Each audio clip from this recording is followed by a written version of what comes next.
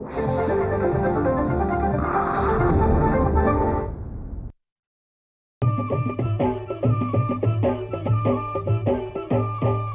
काळी आई धनधान्य देई, ही काळी आई धनधान्य देई.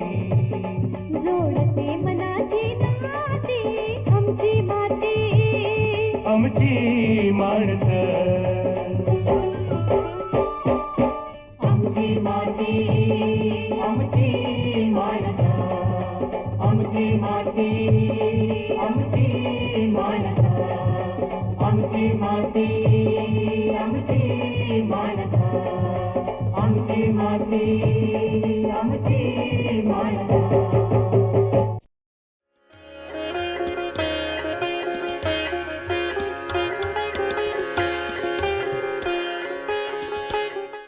माझं नाव नथोजी मणिराम गारगाटे, राहणार अकोला नंबर 2, पोस्ट सावरी, तहसील वरोरा, जिल्हा चंद्रपूर. नायर मॅडमने या वर्षाला तर 260 नंबरची व्हेरायटी दिली. तर त्याच्यामुळे आता यावर्षी आम्ही नोव्हेंबर मला वाटते नोव्हेंबर 10 तारखेला आम्ही पेरणी केली नोव्हेंबरच्या. तर त्याच्यामुळे आम्ही पहिलं जमीन जे आहे ना, जमीन एकरी 6 किलो याप्रमाणे दिली. एकरी 6 किलो पेरायची. म्हणजे पातळ जसं पेरलं तसं म्हणजे फुटवे येते, चांगले ग्रोथ होते. तर त्यासाठी पहिलं आम्ही जमीन नांगरून वखरून चांगली काडी करून सवान करून घेतली. त्याच्यानंतर घरची तिपण होती आमची, तिपणीनं किंवा बैलजोडीनं आम्ही स्वतः बाई लावून पेरून घेतलं जवळ. कारण आमच्याकडे ट्रॅक्टर नाही बांधणं, ते यंत्रही नव्हतं पेराचं. त्याच्यामुळे बाई लावून पेरून घेतलं जवळ. पेरून घेतल्याच्यानंतर पहिल्यांदा आम्ही खत नाही पेरलं. खत म्हणजे आम्ही असं झालं की आम्ही ऑर्गॅनिक शेती करत आहोत. ऑर्गॅनिक शेती केल्याच्यानंतर आम्ही खत नाही वापरत. टोटली आमच्याकडे शेणखत आहे, गांडूळ खत आहे. आणि आम्ही त्याच्या फवारणी जेव्हा मारतो तर आम्ही हे पालोपाचोळा, येंडीचे पानं, करंजीचे पानं, सीताफळाचे पानं याचा गोळा करतो. 10 रंगाचे पानं गोळा करून त्याचा रस काढतो ना, रस काढून आम्ही मारतो याच्यावर.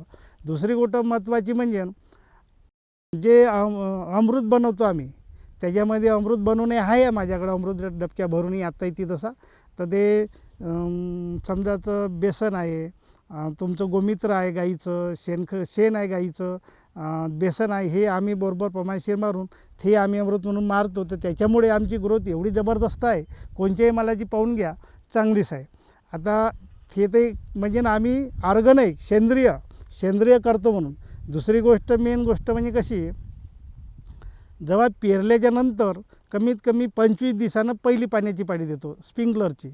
पहिली पाण्याची पाळी दिली स्प्रिंकलरची, मग पुन्हा थांबून जातो किंवा कसा झाला तर निंदून टाकतो आणि एक फवारणी मारतोस.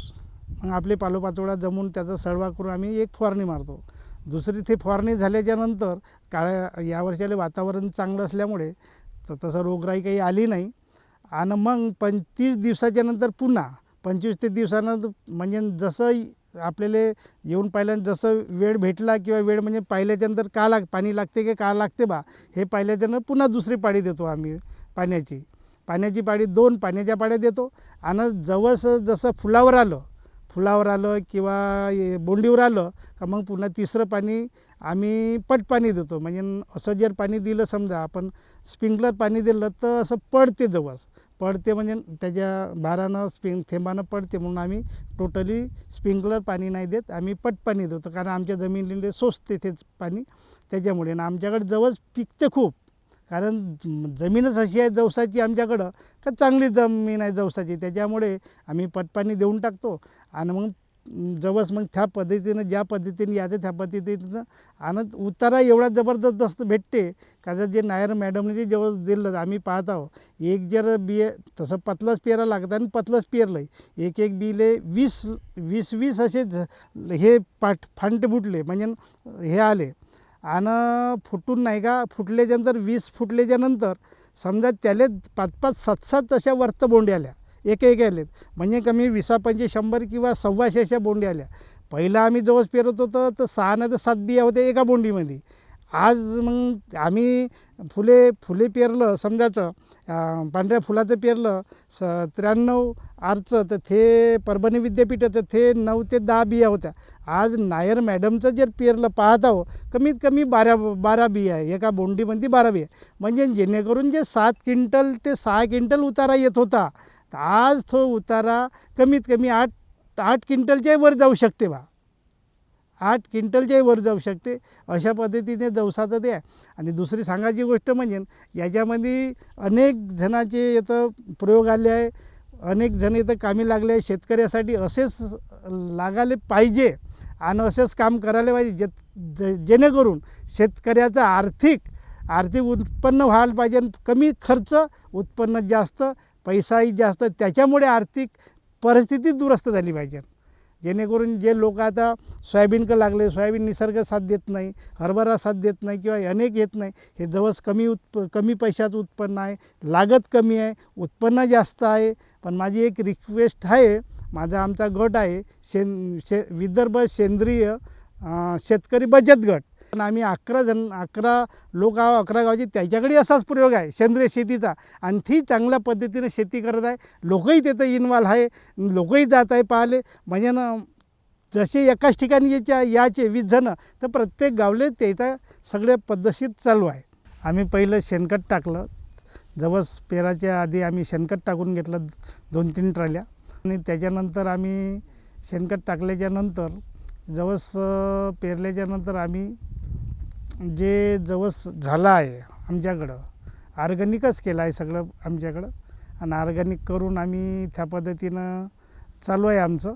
आणि लोकायले सांगायचं म्हणजे असं आहे का जवसामुळे आपलं बचत होते, म्हणजे पैशाची बचत होते आणि बचत होते न उत्पन्न चांगलं भेटते. माझ्याकडे 3 एकर जवस आहे या वर्षाले. 3 एकर जवस आहे, तर कमीत कमी 3 एकरामध्ये नाही म्हटलं तरी 1.25 लाख रुपयाचा मला नफा भेटते. हा नफा आता भेटते ह्या लोकांनी जवस पेरून, जास्तीत जास्त जवस पेरून आर्थिक उन्नती कसे होईल साधल बा, आर्थिक उन्नती साधून आपला विकास कसा करायचा.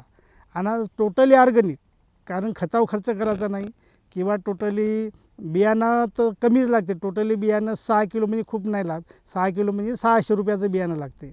टोटली याचा खताचा खर्च काहीच नाही, फक्त आपला म्हणजे मशागत खर्च आहे. मशागत काही आपल्या ज्यानं होते तेवढं करणे आहे, तर मशागत करावंच लागेल. तर मशागतीचाही तेवढा खर्च, तेवढा 5 ते 6 हजार रुपये एकरी खर्च आहे. आणि आपल्याला 50 ते 60 हजार रुपये एकरी उत्पन्न भेटते. आणि एकरी उत्पन्न ते आपलं 3 एकर जर लावलं, 50,000 भेटले तर 1.5 लाख रुपये उत्पन्न भेटते. 7,000 पटलं तरी बरोबर आपल्याला 50,000 रुपये एकरी भेटते व खर्च वजा जातो.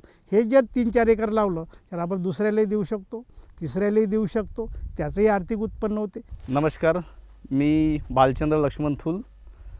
माझं गाव आहे राळेगाव, पोस्ट चारगाव, तालुका वरोरा, जिल्हा चंद्रपूर. राळेगाव येथील शेतकरी असून माझ्याकडे 3 एकर शेती आहे. त्यापैकी 1 एकर शेतीवरती डॉक्टर पंजाबराव कृषी विद्यापीठ याचं NL 260 या जवस पिकाची लागवड आमच्या शेतावरती केलेली आहे. आणि ते लागवड करीत असताना साधारणतः आम्हाला आतापर्यंत 5 ते 6 हजारांचा खर्च आलेला आहे. याच्या आधी म्हणजे जवसाचं बियाणं मिळालं आणि त्याच्यानंतर आम्हाला या जवस पिकाची वाढ होण्याच्या अनुषंगाने काही निविष्ठा मिळाल्या. त्याच्यामध्ये ट्रायकोडर्मा आहेत, ज्या मररोगाला प्रतिकारी करण्याचं काम करतात. ह्यानंतर आता फुलोरा आणि बोंडीच्या अवस्थेमध्ये जेव्हा जवस पीक येतो तेव्हा विशेषतः या पिकावरती गादमाशीचा जो प्रकार असतो, जे या पिकाचं उत्पादन जे होते ते खूप घटवण्याचा तिचा हे असतो, मानस असतो. तर ते गादमाशीचं व्यवस्थापन करण्यासाठी आम्ही जे विभागाकडनं आम्हाला मिळालेलं ॲसेटामाप्रिड ह्या नावाचं औषध आम्ही यावरती फवारलेलं आहे. आणि त्यानंतर जवस पिकाचं मोठ्या प्रमाणात उत्पादन होण्यासाठी ज्या आम्हाला विभागाकडनं कृषी विभागाकडून ज्या इंस्ट्रक्शन्स मिळालेल्या आहेत त्या पूर्णपणे आम्ही त्याचं फॉलो केलेले आहेत. आणि आता सध्याच्या परिस्थितीमध्ये आम्हाला या पिकामधून एकरी 7 ते 8 क्विंटल उत्पादन होण्याची अपेक्षा आहे. याआधी आम्ही परभणी कृषी विद्यापीठाचा LSL 93 ही व्हेरायटी लावलेली होती. त्या व्हेरायटीमधून आम्ही जवळपास 5 ते 6 क्विंटलचं उत्पादन व्हायचं. पण या जे आत्ता आम्हाला डॉक्टर पंजाबराव कृषी विद्यापीठाकडनं जे मिळालेलं आम्हाला NS 260 नावाची ही जी व्हेरायटी आहे, याच्यामधून आम्हाला भरघोस उत्पन्न मिळण्याची आम्हाला अपेक्षा दिसते आहे. कारण आताच्या घडीला जे उत्पादनामध्ये जे हे दिसते आमच्या फील्डवरती, हे खूप चांगल्या प्रकारचं हे दिसते आहे. आणि याच्यामध्ये पुन्हा उत्पादन वाढीसाठी आम्ही जे कीड व्यवस्थापनाचा जो हे आहे, त्याच्यासाठी आम्ही शेतामध्ये फेरोमॅन ट्रॅप्स लावलेले आहे, पिवळे चिकट सापळे लावलेले आहे, सौर पॅनल पण लावलेला आहे, जेणेकरून जो या जवस पिकावरती होणाऱ्या किडीचा जो प्रादुर्भाव आहे हा कमीत कमी प्रमाणात होऊन जास्तीत जास्त उत्पादन कसं वाढेल या अनुषंगाने आम्ही या किडीचा व्यवस्थापन करण्यासाठी या सगळ्या फेरोमॅन ट्रॅप्स म्हणजे ज्या गादमाशीची जी पतंग जी असते ती त्याच्यामध्ये त्या वासामुळे लूर्स लावलेला असतो, त्या लूर्समधून ती त्याच्याकडे आकर्षित होते आणि ते त्या जो आम्ही फेरोमॅन ट्रॅप्स लावलेला आहे त्याच्यामध्ये ती जाते. आणि जी पिवळे चिकट सापळे लावलेले आहेत यामध्ये त्या जो कलर आहे पिवळा, तर तो त्या रात्रीच्या वेळेला त्याच्याकडे ते किडे आकर्षित होतात आणि ते त्याला चिकटतात. त्यामुळं मोठ्या प्रमाणामध्ये जे रोगाचं जे नियंत्रण जे आहे ते आम्ही चांगल्या प्रकारे या ठिकाणी केलेलं आहे. आणि पूर्णपणे हे सेंद्रिय पद्धतीने आम्ही ह्या जवस पिकाची या ठिकाणी लागवड केलेली आहे. आणि या जवस पिकातून भरपूर मोठ्या प्रमाणात उत्पादन होण्याचं संभावना आहे. म्हणून सर्व या परिसरातील शेतकऱ्यांना आणि बाकीही शेतकऱ्यांना अशी माझी विनंती राहील की त्यांनी जास्तीत जास्त प्रमाणात जवस पिकाची लागवड करावी. कारण यामध्ये पिकाचा उत्पादन खर्च हा कमी आहे आणि येणारं जे पीक आहे याच्यामधून नफा जास्त प्रमाणात मिळणार आहे. आणि येणाऱ्या या पिकामधून आमच्याकडे जे आम्हाला जे डॉक्टर पंजाबराव कृषी विद्यापीठाकडून जे तेलघाणी मिळालेली आहे त्याच्याकडून आपल्याला त्याचं तेल पण काढून आम्ही देणार आहोत. आणि ज्या शेतकऱ्यांना ते जवस विकायचं असतील तर ते आम्ही विक्रीची सुद्धा व्यवस्था केलेली आहे. म्हणजे आम्ही ते खरेदी करू आणि या माध्यमातून आम्ही आमच्या कंपनीच्या माध्यमातून या कंपनीचं लेबल एक महात्मा ज्योतिराव फुले शेतकरी उत्पादक कंपनीचं एक ब्रँडिंग बनवून आम्ही हे विक्रीसाठी पुढे बियाणे आणि तेल हे ठेवणार आहोत. आमची माती आमची माणसं. नमस्कार, मी विजय काळे, मंडळ कृषी अधिकारी शेगाव, तालुका कृषी अधिकारी वरोरा अंतर्गत कार्यरत आहे. साधारणतः या परिसरामध्ये मागील 4-5 वर्षापासून पीक बदलाबद्दल कृषी विभाग कार्यरत आहे. यामध्ये विशेषतः म्हणजे रब्बी क्षेत्रामध्ये वाढ करण्याकरता तेलबिया पिकाची आम्ही निवड केली.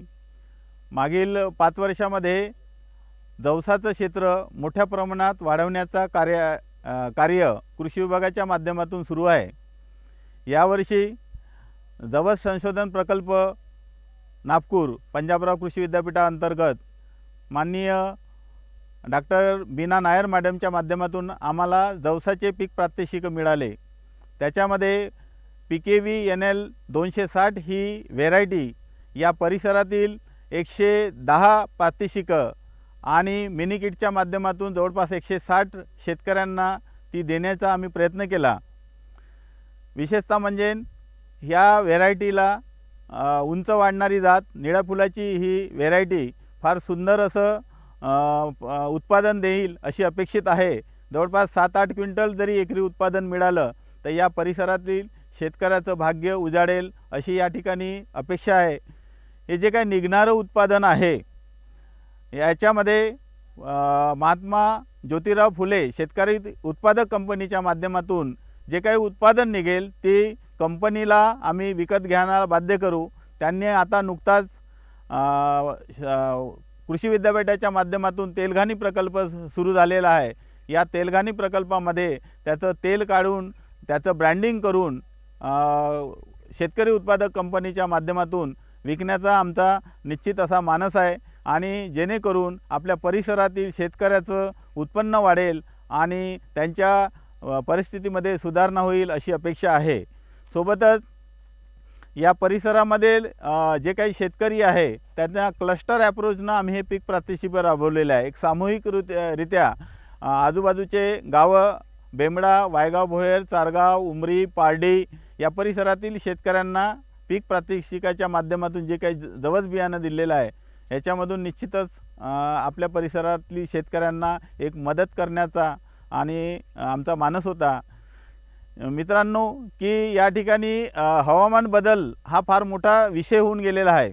हवामान बदलामुळे या परिसरातील शेतकरी हवालदिल झालेला आहे आणि खरीपमध्ये बुरशी रोगामुळे त्यांचं सोयाबीनचं अतोनात नुकसान झालेलं आहे. यावर एक मात करण्याचा प्रयत्न रब्बी क्षेत्र वाढवून आम्ही करत आहोत. यामध्ये रसायनमुक्त शेती करण्याचा सुद्धा आमचा मानस होता आणि रसायनमुक्त शेती करता जवस हे पीक फार सुंदर असं एक उदाहरण आहे. आपल्या या परिसरामध्ये नानाजी देशमुख कृषी संजीवनी प्रकल्प म्हणजेच पोकरा योजनेअंतर्गत या परिसरातील राडेगाव, पिंपळगाव, उमरी, पारडी, अकोला या गावा समाविष्ट आहे.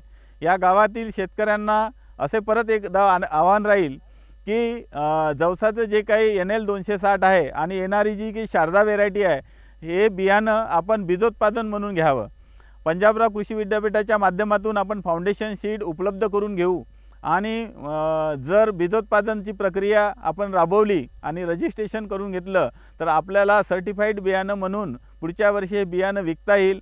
त्याकरता महाराष्ट्र शासनाच्या कृषी विभागाच्या माध्यमातून बीजोत्पादन अंतर्गत पोकराच्या महाडीबीटीवर आपण अर्ज करावा आणि या अर्ज केल्यानंतर प्रति हेक्टरी 15,000 रुपये याकरता शासकीय अनुदान आहे आणि 10 हेक्टरपर्यंत आपण अनुदान मिळू शकतो. म्हणजे जवळपास एका शेतकऱ्याला 10 हेक्टर जर बीजोत्पादन घेतलं तर 1.5 लाख रुपयापर्यंतचं अनुदान आपल्याला कृषी विभागाच्या माध्यमातून निश्चितच शेतकऱ्यांना देता येईल. फार कमी औषधाचा वापर करून आपण जवसाचं उत्पादन घेऊ शकतो आणि निश्चितच या परिसरातील माझ्या सर्व शेतकरी बांधवांना अशी विनंती राहील, आव्हान राहील की पुढच्या वर्षीसुद्धा मोठ्या प्रमाणात जवसाचं त्यांनी पीक लागवड करावी आणि होणाऱ्या हवामान बदलाशी सामना करावा अशी मी या ठिकाणी अपेक्षा व्यक्त करतो. आमची माती आमची माणसं. मी डॉक्टर बीना नायर, जवस पैदासकर, अखिल भारतीय समन्वित जवस मोहरी संशोधन प्रकल्प, कृषी महाविद्यालय नागपूर, डॉक्टर पंजाबराव देशमुख कृषी विद्यापीठ अकोला. या क्लस्टरमध्ये आपण 110 डेमॉन्स्ट्रेशन्स दिलेले आहे आणि त्याच्यामधला हा जो गरगाटेजींचा जो शेत आहे हे सगळे डेमॉन्स्ट्रेशन्स आपण PKVNL 260 या वाणाचं दिलेलं आहे. हा वाण 2016मध्ये प्रसारित झालेला आहे आणि या वाणाचा उत्पादकता जे आहे 8 ते 10 क्विंटल प्रति हेक्टर आहे आणि याचं अजून वैशिष्ट्य म्हणजे याच्यामध्ये ओमेगा 3 जे आहे, जे जवसामध्ये सगळ्यात जास्त कंटेंट असतो, ते या वाणामध्ये भारतातला एक म्हणजे एक असं वाण आहे की याच्यामध्ये 57% जवळपास ओमेगा 3 आहे आणि ओमेगा 3चं महत्त्व आपल्याला सगळ्यांना माहीत असून हा वाणाचं अजून एक वैशिष्ट्य म्हणजे हा वाण जो आहे याला गादमाशी, बर्डफ्लाय जे म्हणतो आपण, त्याचं पण प्रतिकारक शक्ती जास्त असल्यामुळे या वाणाचा उत्पादकता शेतकऱ्यांना जास्त भेटते आणि हा ऑर्गॅनिक पद्धतीने लावलेला जसं आपण मागे पाहू शकता तर याला जे आहे याची प्रोडक्टिव्हिटी नक्की चांगली होईल आणि याचे जे आहे नंबर ऑफ ब्रांचेस आणि त्याच्यानंतर नंबर ऑफ कॅप्स्युल्स जे आहे ते एकदम म्हणजे उत्कृष्ट आहे आणि आपण अशी आशा करू की यांची प्रोडक्टिव्हिटी एकदम चांगली होईल. आपण या परिसरामध्ये 2 ट्रेनिंग्स घेतले आहे. एक ट्रेनिंग म्हणजे त्यांना बियाणं वाटप केलं, त्याच्यानंतर त्याच्यासोबत जे आहे याला जे मर रोग आहे त्या न येण्यासाठी आपण जे बायोमिक्स ट्रायकोडर्मा जे आहे त्याचा कन्सॉर्शियम आपण यांना वाटलेला आहे, ज्याच्या सीड ट्रीटमेंट करून त्यांनी पेरणी केली आहे. त्याच्यानंतर आपण परत एकदा त्यांना ट्रेनिंग घेतलं आहे. त्याच्यात त्यांना इनपुट्स जे आहे याला लागणारे म्हणजे औषध किंवा किडीला हे करण्यासाठी औषध जे आहे ते आणि नॅनो युरिया हे सगळं आपण त्यांना त्यावेळेस दुसऱ्यांदा दिलेलं आहे आणि या शेतकऱ्यांनी ते सगळं वापरून आपलं म्हणजे जो शेत आहे त्यांनी ते सगळं वापरल्यामुळे त्यांचं पीक एकदम सुंदर आहे.